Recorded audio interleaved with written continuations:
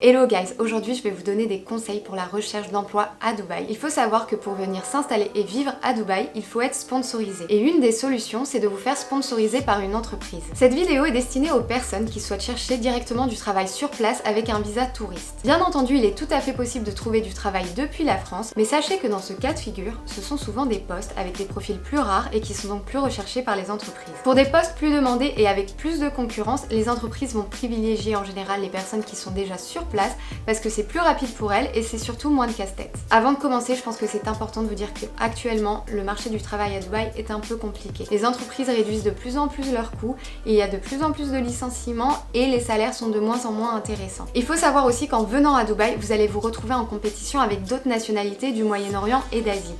Et ces personnes auront les mêmes qualifications que vous, mais accepteront des salaires plus faibles. Mais même dans ce contexte économique, il y a des offres et il est tout à fait possible de trouver des offres de travail intéressantes. Alright, c'est parti!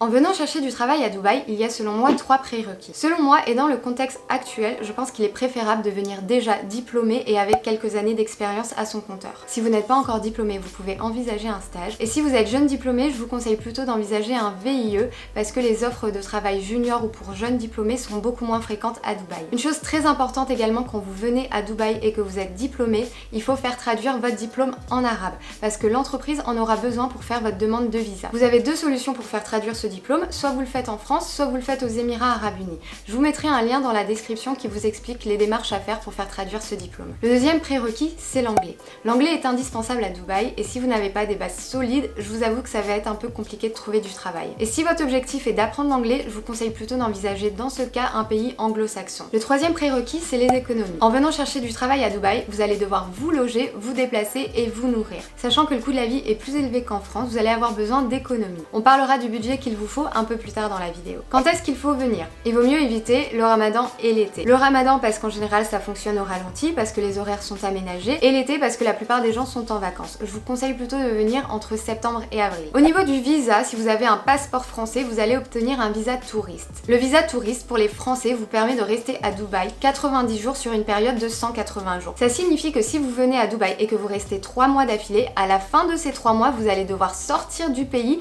et vous devrez attendre 3 mois avant de pouvoir revenir dans le pays. Si vous dépassez ce délai, vous allez devoir payer une amende pour chaque jour supplémentaire resté dans le pays. La bonne nouvelle, c'est qu'il est quand même possible d'étendre ce visa touriste en passant par une agence de voyage. Ça vous coûtera 1700 dirhams pour une extension de 3 mois. Au niveau du budget, comme je vous le disais, il va vous falloir des économies en venant chercher du travail à Dubaï. Pendant cette période, si vous n'êtes pas hébergé par de la famille ou des amis, vous allez devoir vous loger. Officiellement, la colocation est illégale à Dubaï, donc si vous envisagez une colocation, c'est à vos risques et périls. Pour le budget, comptez entre 3 et 5 000 dirhams pour une chambre et entre 5 et 7 000 dirhams pour un studio ou un appartement, une chambre. Je vous conseille les sites Dubizzle ou Property Finder pour la recherche de logement, je vous mettrai les liens en description. Pour le transport, il y a 3 solutions pour vous déplacer. Vous pouvez d'abord louer une voiture, ça vous coûtera minimum 1200 dirhams et à ça il faudra ajouter l'essence et le péage. Vous avez aussi l'option métro, le métro ça vous coûtera 350 dirhams par mois. Maintenant, faut savoir que le métro à Dubaï c'est une ligne droite, il est pas super pratique et du coup il y a plein de zones qui sont pas couvertes. Et pour finir, il y a l'option taxi. Alors les taxis sont beaucoup plus abordables qu'en France.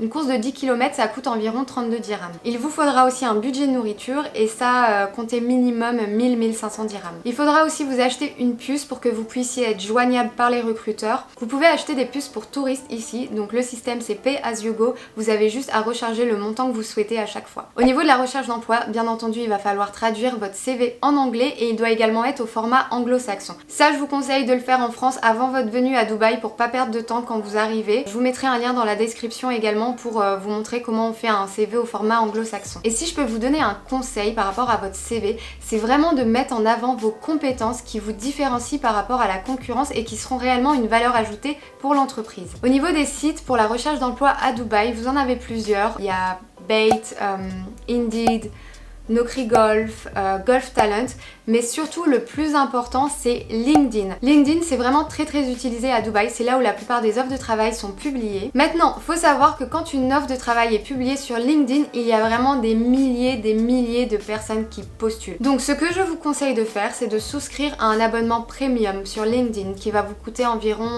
100 dirhams par mois. Et donc là, quand un recruteur poste une annonce, vous le contactez directement en message privé. Moi, je l'avais fait plusieurs fois et ça avait marché. Le recruteur m'avait répondu et donc j'avais pu lui envoyer mon CV en direct. Et de cette façon, vous êtes sûr que le recruteur verra votre candidature. Ensuite, on a également les agences de recrutement qui sont très actives à Dubaï. Donc n'hésitez pas à les contacter, n'hésitez pas à aller les voir sur place. Je vous mettrai quelques noms en description également. Ensuite, on a également le French Business Council. Donc le FBC, c'est la chambre de commerce française pour Dubaï. Contactez-les, envoyez-leur votre CV et surtout consultez les offres d'emploi des entreprises françaises sur leur site. Je vous mettrai le lien en description. Pour info, c'est grâce à eux que ma soeur et moi nous avons trouvé notre premier emploi à Dubaï, donc c'est vraiment pas une piste à négliger. Et pour finir, une chose très importante quand vous cherchez du travail à Dubaï, c'est de vous créer un réseau. Rejoignez les groupes de communauté de Français à Dubaï sur Facebook, des groupes comme les nouveaux aventuriers à Dubaï. Participez à des salons, participez à des workshops, participez à des meet-up. Ce sera plus facile de trouver du travail en vous faisant des contacts. Donc oui, il faudra pas être timide, parfois faudra faire un peu de forcing,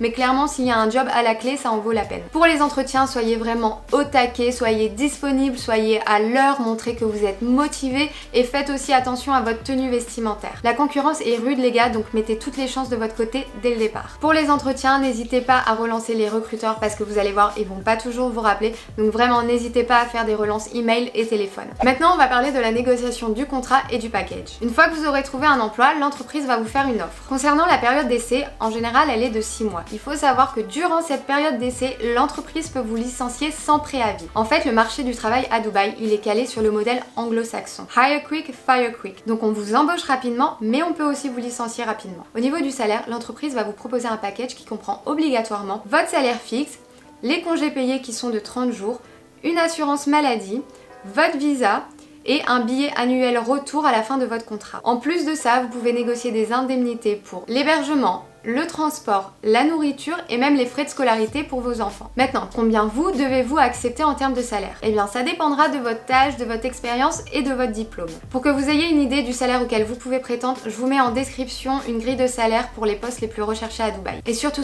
n'hésitez pas à négocier. Ça marche comme ça ici, faut pas avoir honte de négocier votre salaire. Et surtout, négociez votre fixe et non les indemnités, car c'est ce salaire fixe qui va être pris en compte pour le calcul de vos indemnités en cas de fin de contrat. Pour information, il n'existe pas de SMIC ou de salaire minimum à Dubaï. Mais pour que vous ayez une idée, la médiane, elle se situe à environ 16 000 dirhams selon le site Salary Explorer. Maintenant, je vais être très honnête avec vous. Si vous acceptez des offres de salaire en dessous de 8 000 dirhams, ça va être très compliqué de vivre à Dubaï si vous voulez garder vos standards européens. Parce que ça va être compliqué de voyager, ça va être compliqué de faire des activités, ça va être compliqué de mettre de l'argent de côté. Il va falloir faire des compromis, donc après c'est à vous de voir quel est votre objectif en venant à Dubaï et ce que vous êtes prêt à accepter. Au niveau des heures de travail, on est à 40 heures par semaine, même si dans les faits on fait beaucoup plus que ça. Faut savoir qu'on travaille beaucoup à Dubaï, mais en contrepartie on évolue aussi beaucoup plus vite. Si vous bossez bien, si vous faites vos preuves, vous pouvez rapidement obtenir des promotions et augmenter votre salaire. Au niveau des jours de repos, faites attention aussi parce que dans certains secteurs comme la construction, le retail et l'hôtellerie,